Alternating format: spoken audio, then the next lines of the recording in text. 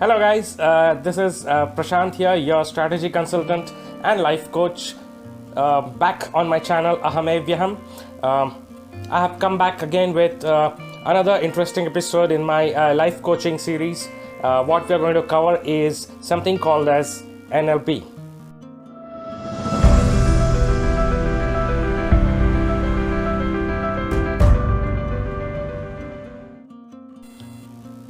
Today we are going to cover basics of Neuro Linguistic Programming, or NLP in short.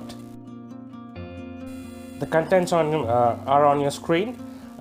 We'll be covering what is NLP or Neuro Linguistic Programming, the origins of NLP, the psychology and how that is related to Neuro Linguistic Programming, how to change beliefs in minutes. We'll talk about principles of NLP, and I'll further introduce you to some NLP tools and methods, and we'll cover some pretty useful and powerful techniques, including the 18 most powerful words in this series. So what is NLP or Neuro Linguistic Programming? I believe there would be some of you who have heard of this term, and there'll be many who have no idea what it is all about. So we are going to begin with exactly that. So let's begin. What is NLP?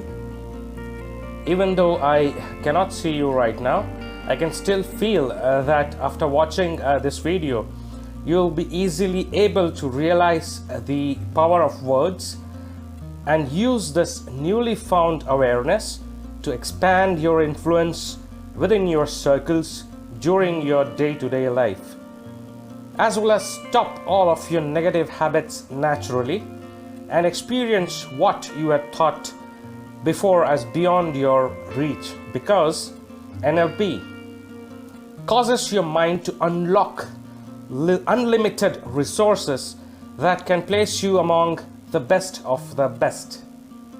Well, it's not magic, but it's definitely magical. So stay with me. What is NLP? From purely the layman terms, it is called Neuro Linguistic Programming. So what does it mean? Neuro means it is related to our nerves. Linguistic, it is about language, about communication. And programming, it is about programming our mind. That's the most simplest and basic definition of Neuro Linguistic Programming. So we'll have a closer look at it. We can call it as a method for discovering patterns of excellence across all social fields. That's how many of the master practitioners and experts refer to NLP, which includes tools for effective ways of thinking and communicating used by outstanding personalities. Mind you, NLP is something that is used by many important personalities, including celebrities, famous people, politicians, scientists, and all those people who have excelled in their fields. So that makes it more interesting, worth knowing, isn't it? So according to the Association for NLP, NLP combines theories, models, and techniques from a range of scientific and esoteric fields to create accessible, understandable tools which can be used by individuals, teams, and organizations, and applied in a variety of contexts to improve outcomes, support well-being, and create change. So that's what NLP is all about. Now that we have covered the basic definition of NLP, let us have a closer look at what it really means. So NLP is comprised of three words: Neuro Linguistic Programming. So what does the first word neuro mean? Neuro is short for neurology. And what is neurology all about? It's about our sensory perception, and our sensory perception is the basis of our existence, and our mind thrives upon these senses. And what does that mean here? It means the physical components as well as the mental and emotional components of our neurology It relates to the nervous system through which our mind processes experience by way of the 5 senses, that is the visual, auditory, kinesthetic, olfactory and gustatory. So we have these 5 senses, all of us have it, right? And what we do with it, we perceive the external world through our 5 senses. With our vision, our eyes, with the power of sight, what do? We focus, look, imagine, view, appear, reveal, show. Things can be crystal, foggy, clear, etc. when it comes to vision. Likewise, when it comes to our ears, the hearing or the auditory sense, what we do with it, we hear, resonate, listen. Whatever we hear, the sounds could be loud, voiced, it could be earful, it could be harmonizing. We can tune in with it. There can be a click or a ring. There can be different types of sounds that we hear. And when it comes to the kinesthetic sense, that is the sense of touch, what do we do with it? We feel, grasp, hold, grip. The grip can be hard, soft. We handle things. The things can be solid. We can catch up with things. We can tap into things. We can do many things with the kinesthetic sense. Next comes the olfactory sense. And what do we do with it? That is the sense of smell. We can waft, sniff. We can smell something is fishy. There's a scent in the air. Something could be stinking. It could be fresh. We snort, we whiff, we reek. There are so many things we do with our olfactory sense. And last but not the least, what do we do with the gustatory sense of perception? That is the taste, the sense of taste. So what do we do with it? Whatever we taste can be bitter, sour, sweet, juicy. We can chew into something, we can bite into something, we can nibble. Something could be mouth-watering, tangy. Basically, we feed with it. So there are a number of things we do with each of these 5 senses. And these 5 senses, as we perceive the world around us, they keep sending certain signals to our brain and the central nervous system. So that's the neuro or neurology part of NLP or Neuro Linguistic Programming. The next part of NLP, Neuro Linguistic Programming, is linguistic. As it is clear that linguistic pertains to language or communication, and as they say, there is always more than meets the eye. Communication is both verbal and non-verbal, and for effective communication one needs to observe all of it. That is, what forms our communication is not just the words emanating from our mouth, but also our appearance, our attire, our appearance, our posture, our bodily movements. There are a number of things, as facial expressions. All of these form a part of the linguistic pattern that every individual has. And by definition, what it means is linguistics pertains to the language that you use, both how you communicate with others and how you communicate with yourself. Now that's noteworthy point here. It's not just about communicating with somebody else. It also includes the way you communicate to yourself. You might have seen or you might yourself have the habit of talking to yourself. Now some people may do that loudly where even others standing nearby could hear, overhear, or you could do it silently, but every human being also communicates with himself or herself. So linguistic pattern covers both ends of the spectrum here.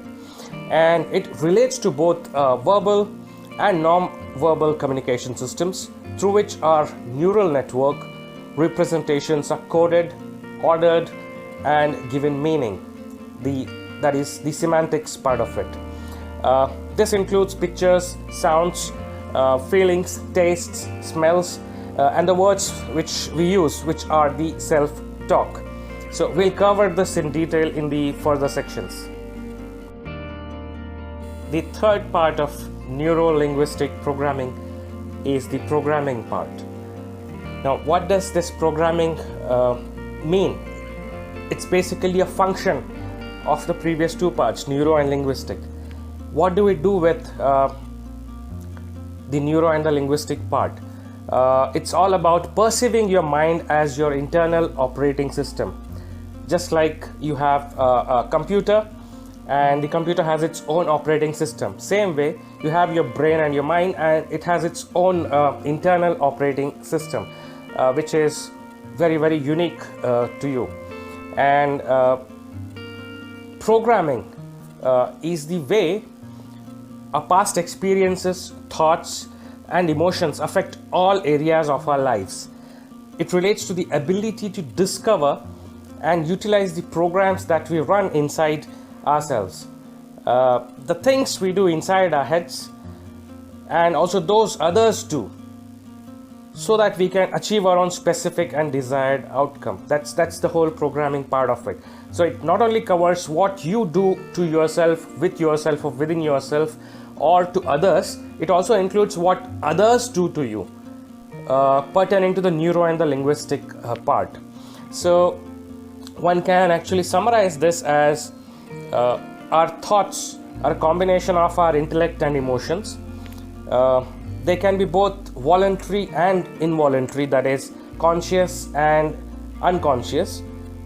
Habits are a result of our unconscious thoughts, while our actions that are based on our intentions are very, very conscious. And all of it together, when they form a package, they become our behavior. So that's what the programming part of NLP is all about. So far, so good. I hope that you have been able to understand the meaning of the term Neuro Linguistic Programming. Now let's have a relook at the definition of NLP. These definitions are widely accepted by most of the NLP master practitioners worldwide. The first one is, NLP is an attitude which is an insatiable curiosity about human beings, with a methodology that leaves behind it a trail of techniques. This definition is propounded by Richard Bandler. He is called as the co-creator of NLP. The next one is, the strategies, tools, and techniques of NLP represent an opportunity, unlike any other, for the exploration of human functioning, or more precisely, that rare and valuable subset of human functioning known as genius. This definition is propounded by John Grinder, who also is a co-creator of NLP. A third simplistic definition could be, NLP comprises of models, techniques, and strategies to help us understand how the language we use influences the way we think and the results we get. I hope everything that has been explained so far is clear as crystal to each one of you. In the next part of this series, I'll be covering the origins of NLP and the rest of the contents that we discussed at the beginning of this video. Now, for those who are skeptics and who feel that this NLP is some kind of mumbo jumbo and has no scientific basis, for them, I'll suggest a very small and short experiment. You can, on any fine day, whenever you're free, you can go to the nearest nursery nearby your house or office and purchase a small sapling. In fact, not one but two saplings.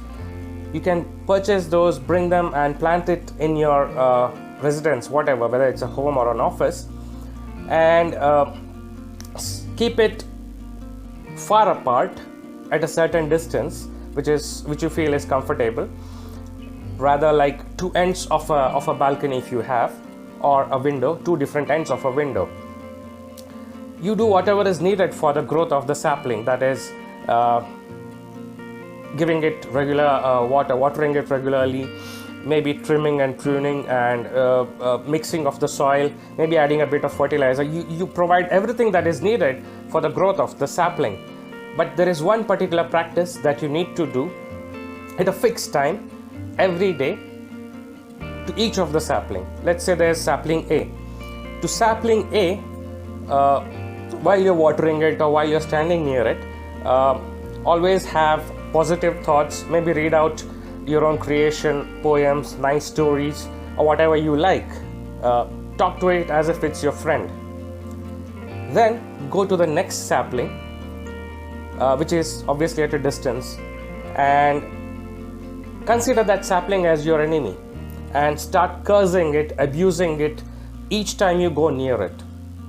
Do this every day at a fixed time, and within 21 days or even a month's time, you will find that the particular sapling that you have been cursing day in and day out will not grow as it is supposed to grow. You'll find that the leaves have started to kind of wither and bend down, while the other sapling to which you showered your positive thoughts would have grown much taller, would have very nicely extended leaves around it.